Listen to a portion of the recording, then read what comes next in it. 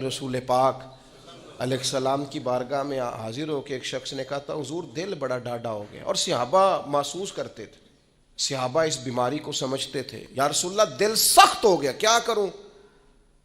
فرمایا کوئی یتیم ملے تو اس کے سر پہ ہاتھ پھیرا کر، اللہ تیرے دل کو نرمی عطا فرمائے۔ یتیموں کے سروں پہ ہاتھ رکھا کر، قلب نرم ہوگا، دل نرم ہو۔ دیکھیں اللہ تعالیٰ نے حضور کو حوصلے کا پہاڑ بنایا ہے۔ نبی پاک علیہ السلام فرماتے ہیں سب سے زیادہ مشکلات مجھ پہ آئیں، لیکن جو رقت تھی نا حضور کی طبیعت میں، جو نرمی تھی وہ اتنی انوکھی تھی۔ حضرت زید بن حارثہ رضی اللہ تعالیٰ عنہ شہید ہو گئے جنگ موطا میں۔ نبی کریم علیہ السلام ان کے گھر آئے، حضور صبر کا درس دینے والے، 500 کے قریب کم و بیش احادیث و آثار آپ کو ملیں گے صبر کے عنوان پر، 100 کے لگ بھگ آیات ملیں گی، حضور صبر کا درس دینے والے۔ لیکن کریم ان کے گھر گئے، ان کی بیٹی سرکار کے سامنے حاضر ہوئی تو بیٹی باپ کی یاد میں رو پڑی۔ حضرت سعد بن عبادہ کہتے ہیں میں بھی حاضر تھا، بیٹی روئی تو حضور بھی رو پڑے۔ میں نے عرض کی حضور آپ بھی روتے ہیں، یہ آنسو آپ کے بھی نکل آئے؟ تو حضور فرمانے لگے یہ ایک محبت کرنے والے کے لیے اظہار محبت ہے۔